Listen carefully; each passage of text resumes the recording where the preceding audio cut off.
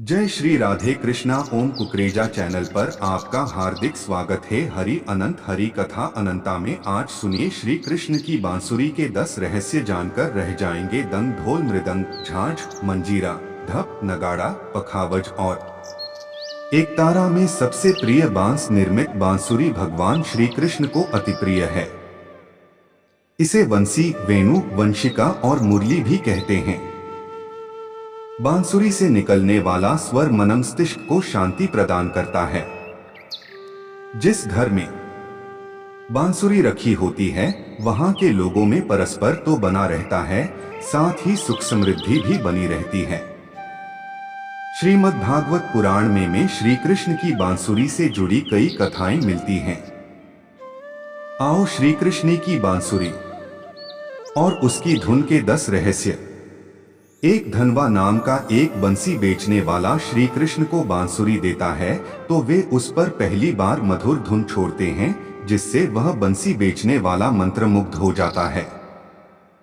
उसी समय से श्री कृष्ण बांसुरी बजने वाले बन जाते हैं। उनकी बांसुरी की धुन पर गोपिकाएं और पूरा गोकुल बेसुध हो जाता था। 3 श्री कृष्ण ने पहली ही बार ऐसी बांसुरी बजाई कि सभी को ऐसा लगा जैसे यह बजाना कई जन्मों से सीख रखा है। 4 ऐसा भी कहा जाता है कि जब भगवान शिवजी बालकृष्ण को देखने आए तो उन्होंने ऋषि दधीची की हड्डी को घिसकर एक सुंदर एवं मनोहर बांसुरी का निर्माण किया। जब शिवजी भगवान श्री कृष्ण से मिलने गोकुल पहुंचे तो उन्होंने श्री कृष्ण को भेंट स्वरूप वह बंसी प्रदान की, उन्हें आशीर्वाद दिया। तभी से भगवान श्री कृष्ण उस बांसुरी को अपने पास रखते हैं।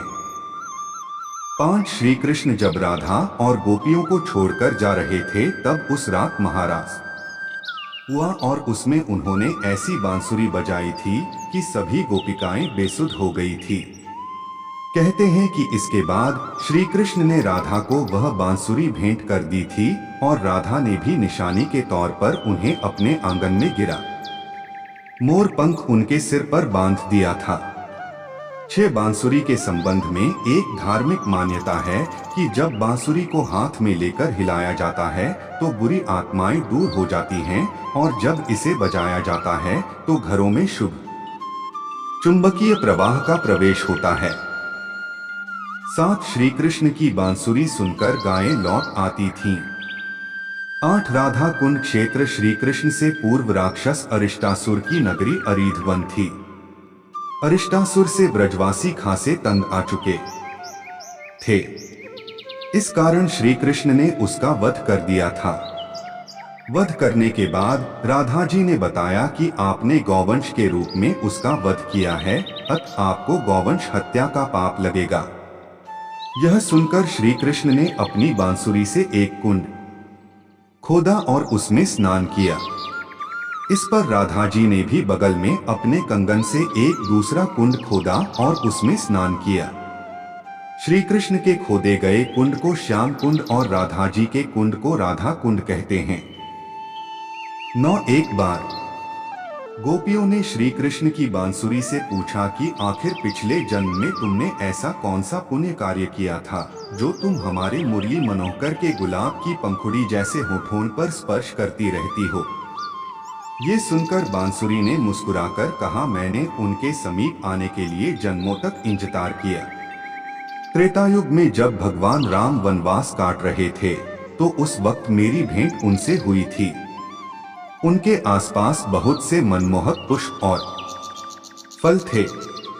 उन पौधों की तुलना में मुझ में कोई विशेष गुण नहीं था, परंतु भगवान ने मुझे दूसरे पौधों की तरह ही महत्व दिया। उनके कोमल चरणों का स्पर्श पाकर मुझे प्रेम का अनुभव होता था। उन्होंने मेरी कठोरता की भी कोई परवाह नहीं की।